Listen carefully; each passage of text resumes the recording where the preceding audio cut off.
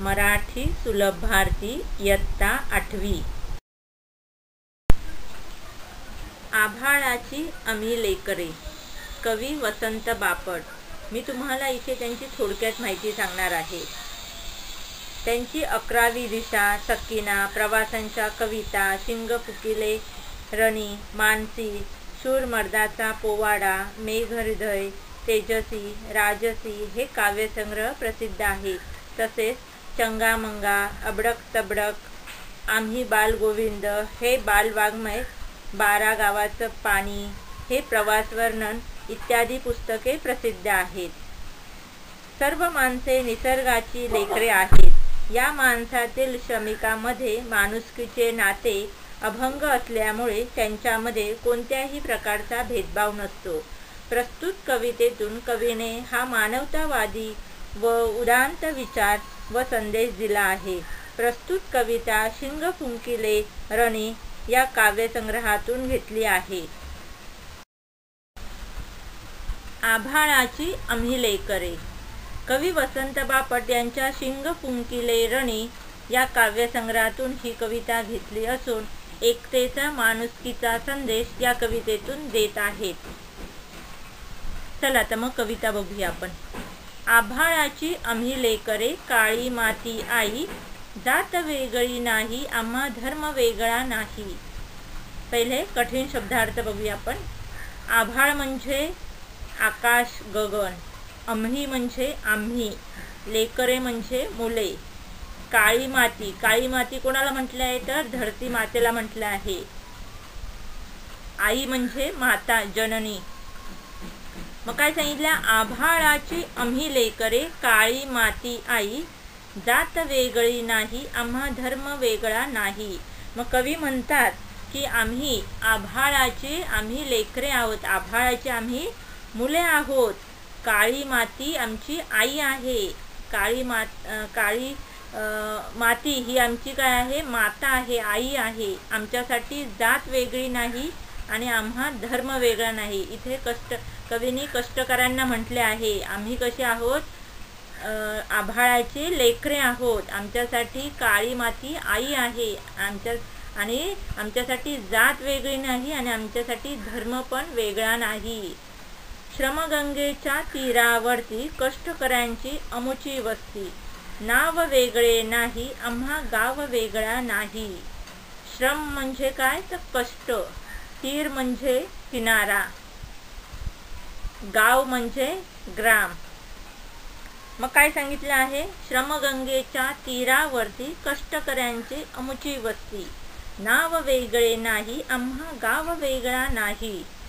मग गंगे काय सांगितले आहे? जिथे श्रमाची गंगा वाहते तिथेच त्या तीरावर कष्टकऱ्यांची वस्ती असते। मग कष्ट करत असताना, काम करत असताना आपण भेदभाव मानत नाही, आपण जात पाळत नाही, कोणता धर्म पाळत नाही, आपले नाव वेगळे नसते, आपले गाव वेगळे नसते, आपण एकत्र करून ते काम, कष्टाचं काम करत असतो। मग काय सांगितले? कष्टकऱ्यांचे नाव आणि गाव वेगळे नसते। मग तिथे काय सांगितले आहे? कष्टकऱ्यांची वस्ती कुठे आहे तर कष्टकऱ्यांची वस्ती श्रमगंगेच्या तीरावरती आहे। मग काय सांगितले? आम्ही कष्टकरी श्रमिक मेहनत करून जीवन जगतो, आमचे गाव, आमचे नाव, आमचे गाव वेगळे नाही, ते कसे आहे? एकच आहे। इमान आम्हा एकच ठावे, घाम गाळूनी काम करावे, मार्ग वेगळा नाही, आम्हा स्वर्ग वेगळा नाही। इमान म्हणजे निष्ठा, ठावे म्हणजे माहीत असणे। कवी वसंत बापट यांनी काय सांगितले आहे तर आम्हाला एकच गोष्ट माहीत आहे, घाम गाळून काम करावे, फक्त कष्ट करणे। त्यामुळे आम्हाला मार्ग व स्वर्ग वेगळा नसून आमच्यासाठी कसा आहे तो एकच आहे। कष्ट करून जगणे यावर आमची निष्ठा आहे, कष्ट करून मिळालेले सुखच आमचा कसा आहे? स्वर्ग आहे। माणुसकीचे अभंग नाते, आम्हीच अमुचे भाग्य विधाते, पंथ वेगळा नाही, आम्हा संत वेगळा नाही। अभंग म्हणजे अखंड, अतूट. मग काय सांगितलं आहे कवी वसंत बापट यांनी आपल्याला? तर माणुसकीचे अभंग नाते, आम्हीच अमुचे भाग्य विधाते. पंथ वेगळा नाही, आम्हा संत वेगळा नाही. आमचे सर्वांचे जे नाते आहे ते कसे आहे? अभंग आहे नाते, अतूट नाते आहे, अखंड नाते आहे.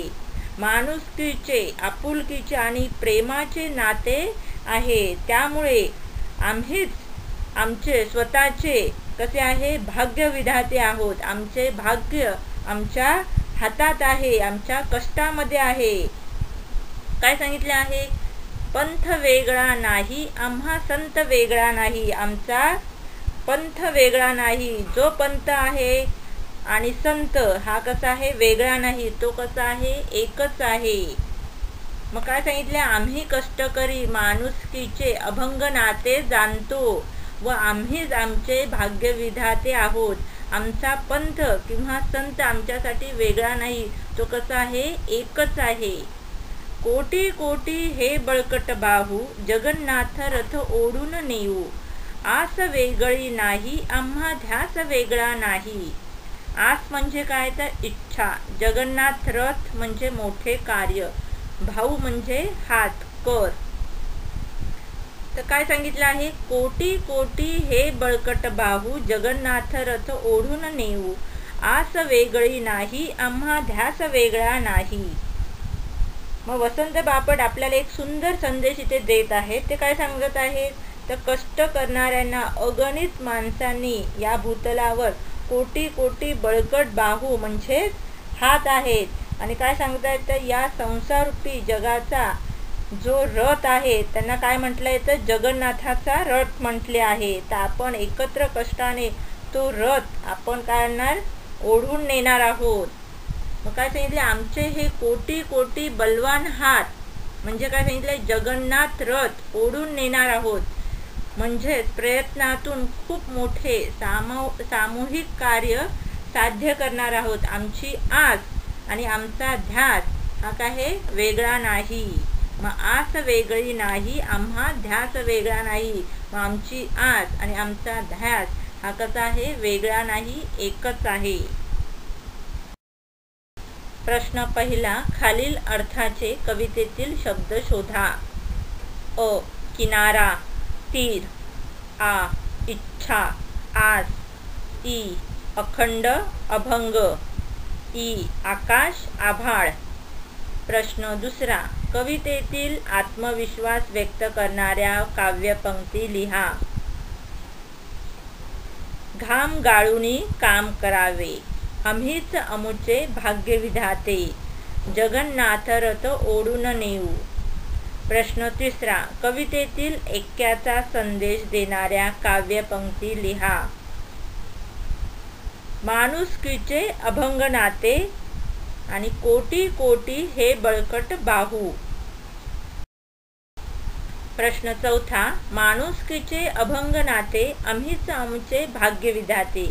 या काव्यपंक्तीतून कवीने सूचित केलेला विचार तुमच्या शब्दात मांडा. उत्तर: आमचे सर्वांचे नाते अभंग नाते आहे. ते अतूट नाते आहे. माणुसकीचे, आपुलकीचे आणि प्रेमाचे नाते आहे. त्यामुळे आम्हीच स्वतःचे भाग्य विधाते आहोत. आमचे भाग्य आमच्या हातात आहे, आमच्या कष्टामध्ये आहे.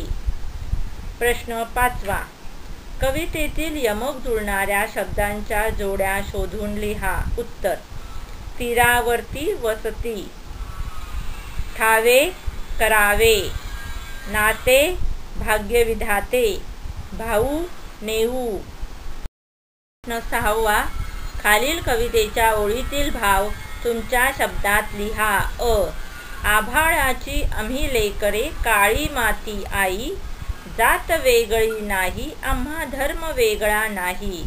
उत्तर: या कवितेत कवी वसंत बापट यांनी माणसांना आभाळाची लेकरे म्हणून संबोधले आहे. काळी माती म्हणजे जमीन ही या लेकरांची आई आहे. ही लेकरे म्हणजे माणसे कोणत्याही प्रकारचे जात व धर्म मानत नाही. आ. इमान आम्हा एकच ठावे, घाम गाळूनी काम करावे. उत्तर: इमान म्हणजे निष्ठा. कोणतेही काम करताना निष्ठा ठेवून इमानदारीने प्रामाणिकपणाने घाम गाळून काम करावे. आभाळाची आम्ही लेकरे, काळी माती आई. जात वेगळी नाही, आम्हा धर्म वेगळा नाही. आभाळाची आम्ही लेकरे, काळी माती आई. जात वेगळी नाही, आम्हा धर्म वेगळा नाही. श्रमगंगेच्या तीरावरती कष्टकऱ्यांची आमची वस्ती. नाव वेगळे नाही, आम्हा गाव वेगळा नाही. श्रमगंगेच्या तीरावरती कष्टकऱ्यांची आमची वस्ती. नाव वेगळे नाही, आम्हा गाव वेगळे नाही. इमान आम्हा एकच ठावा, घाम गाळूनी काम करावा. मार्ग वेगळा नाही, आम्हा स्वर्ग वेगळा नाही. इमान आम्हा एकच ठावा, घाम गाळूनी काम करावा. मार्ग वेगळा नाही, आम्हा स्वर्ग वेगळा नाही. माणुसकीचे अभंग नाते, आम्हीच आमचे भाग्य विधाते. पंत वेगळा नाही, आम्हा संत वेगळा नाही. माणुसकीचे अभंग नाते, आम्हीच आमची भाग्य विधाते. पंत वेगळा नाही, आम्हा संत वेगळा नाही. कोटी कोटी हे बळकट भाऊ, जगन्नाथ रथ ओढण नेऊ. आस वेगळा नाही, आम्हा ध्यास वेगळा नाही. कोटी कोटी हे बळकट भाऊ, जगन्नाथ रथ ओढण नेऊ. आस वेगळा नाही, आम्हा ध्यास वेगळा नाही. आभाळाची आम्ही लेकरे, काळी माती आई. जात वेगळी नाही, आम्हा धर्म वेगळा नाही. आभाळाची आम्ही लेकरे, काळी माती आई. जात वेगळी नाही, आम्हा धर्म वेगळा नाही. Please like and subscribe my channel. Visit my website komalahirrao.com.